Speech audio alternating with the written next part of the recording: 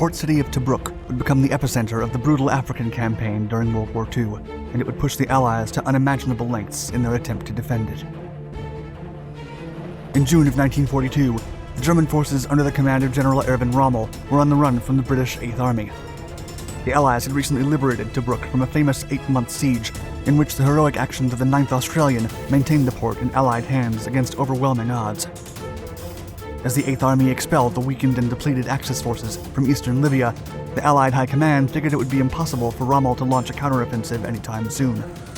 Calmly, General Neil Ritchie sent off many of the 8th Army back to Egypt and replaced the remaining troops with inexperienced soldiers. The miscalculation would prove fatal, as Rommel launched a fierce offensive that overwhelmed the Commonwealth forces. By June 20th, Tobruk was again under Axis siege, and the ensuing battle would severely change the course of the war.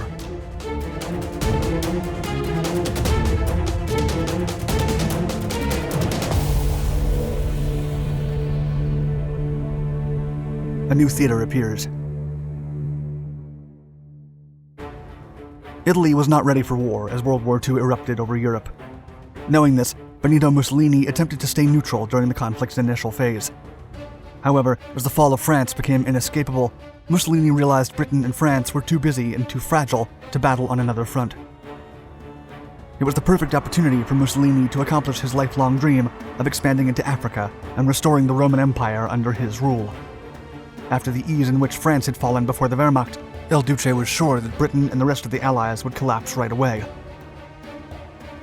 Mussolini felt Italy was being held back by not having as many colonies and territories as other European nations. If he could take the regions of Gibraltar and the Suez Canal in Egypt from the United Kingdom, it would ensure Italy's control over the southern coast of the Mediterranean. Hence, on June 10, 1940, as France clutched at straws and collapsed before the Blitzkrieg, Italy declared war on Britain and France and immediately attempted to invade British-controlled Egypt. Mussolini's surprise attack was initially successful. His troops were able to gain a modest territory in Egypt, capturing the port city of Sidi Barrani. The British forces defending Egypt were few and thinly spread across a vast region. Still, what the Western Desert Force Army lacked in numbers made up for in experience and strategy. Richard O'Connor, the British commanding officer in the region, used deception and intelligence to get the upper hand on the Italian invaders. After building a defensive perimeter, O'Connor disguised his meager tank numbers by placing inflatable rubber tanks side by side with actual armored vehicles, fooling the Italians into believing they would clash with a massive force. In the face of a seemingly overpowering force, Italy then decided to halt its offensive, giving O'Connor enough time to regroup and plan a counterattack. Still, O'Connor only had 36,000 men at his disposal, while Italian troops numbered above 180,000. Using superior strategy and the support of the Royal Air Force, the embattled general struck at the invading forces and drove them out of Egypt. But O'Connor didn't stop at the border. He continued his campaign into Italian Libya, overpowering an increasingly demoralized Italian army. By January 12th, the city port of Tobruk was surrounded, and 10 days later it fell to O'Connor's forces. 27,000 Italian soldiers were captured, along with fuel, supplies, food, and weapons. In less than 2 months, O'Connor had trekked over 800 miles, wiped out an entire Italian army of 10 divisions, taken over 130,000 prisoners, 400 tanks, and 1,292 guns at the cost of only 500 casualties and 1,373 wounded. The loss was humiliating and unbearable for Italy, and Hitler was livid. Africa Corps. It was the beginning of 1941, and Hitler was frustrated and embarrassed by Italy's humiliating defeat in northern Africa. To make matters worse, Mussolini's reckless attack on Egypt had caused Italy to lose most of Libya along with all its ports, which gave the Allies a significant advantage to supply an eventual liberation of Europe. Hitler then decided to deploy troops to northern Africa and help the Italians turn the tables. The man in command of what would be known as the Africa Corps was a brilliant and experienced general named Erwin Rommel. After arriving in what was left of Italian-occupied Libya, Rommel conducted an overwhelming surprise offensive, taking advantage of the fact that Commonwealth forces in the area did not expect a counterstrike from the Italians after the colossal defeat they had suffered.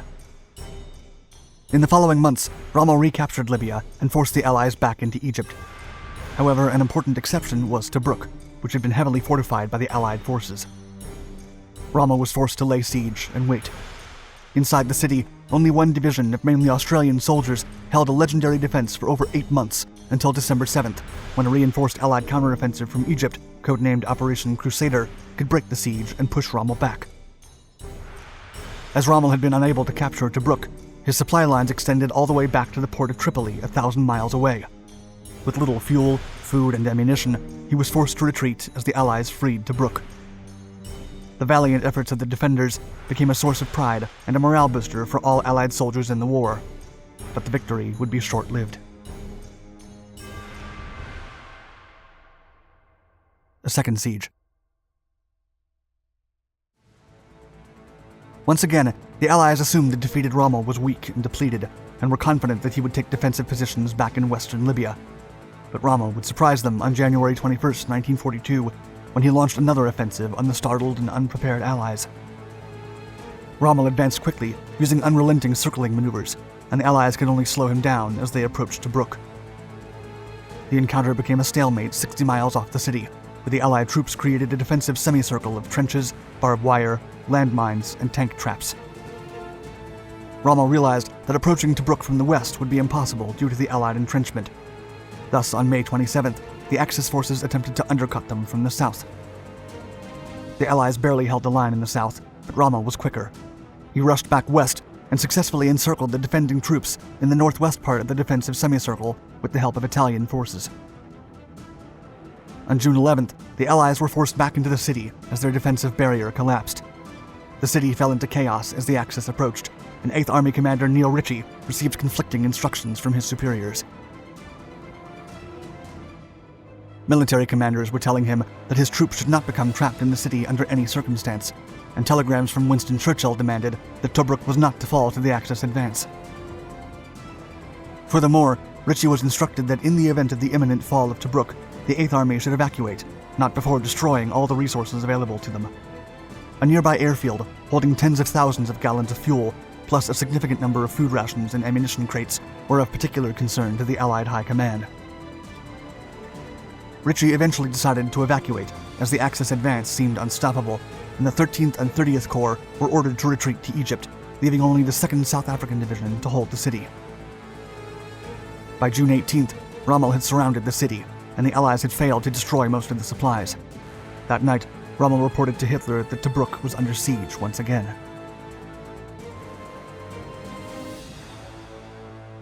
The battle. On June 19th, Rommel rearranged his troops in preparation for an attack. The battle began at 5:20 a.m. on June 20th with a concentrated air bombardment on the southeastern boundary, and the Luftwaffe executed 588 raids. Artillery attacks then commenced at 7 a.m., along with the incursion of Gruppe Meni, a battalion with 38 medium tanks. A breach in the line was achieved at 7:45 a.m., and the German 900th Engineer Battalion bridged over the anti-tank ditch, using prefabricated equipment. The 4th Battalion, Royal Tank Regiment, was instructed to counterattack, but the orders arrived too late. When the Allies reached the enemy forces, most tanks had already crossed the ditches. The Afrika Korps then defeated the British armor using divide-and-conquer maneuvers, aided by a relentless attack from Luftwaffe aircraft. By noon, Rommel had inserted 113 tanks into the perimeter, and just an hour later, the Afrika Korps reached the King's Cross intersection on the Pilestrino Ridge. The last barrier for the Panzers was an assortment of artillery units that put up a stiff resistance, including the use of several 3.7-inch anti-aircraft guns against the German tanks. Rommel later hailed their, quote, extraordinary tenacity. By 6 p.m., the Axis troops were inside the city, and the Allies desperately tried to burn all the supplies they could, while also destroying their own communication equipment. Still, most of the Allied units ceased fire or withdrew to Fort Pilestrino to the west only 45 minutes later. The final evacuation of small Allied ships took place under fire. 15 craft escaped, but 25, including a minesweeper, were sunk in the harbor or lost to airstrikes on their way to Alexandria. At dawn the next day, the Allies officially capitulated. It was the second biggest surrender of British forces as far back as the fall of Singapore, and an estimated 32,200 soldiers were captured and taken into POW camps in Italy. In addition, Rommel captured a massive number of supplies that the Allies failed to destroy. The defeat became legendary throughout the Western world and severely hurt the morale of the Allied troops in Africa. Churchill learned about the devastating defeat while meeting at the White House with President Franklin D. Roosevelt. The Prime Minister was in shock, and he would later recall, quote, "I did not attempt to hide from the President the shock I'd received. It was a bitter moment. Defeat is one thing, disgrace is another. There were no reproaches, not an unkind word was spoken. 'What can we do to help?' said Roosevelt. I replied at once, 'Give us as many Sherman tanks as you can spare and ship them to the Middle East as quickly as possible.'" The defeat marked a turning point in the African theater. With fresh supplies, Rommel would become unstoppable for many months and bring Allied troops in Libya and Egypt to the brink of destruction. Thank you for watching my video. If you enjoyed it, please give us a like and let us know your thoughts in the comments below. And don't forget to subscribe to all our Dark Documentaries channels for more exciting history-inspired content. Stay tuned.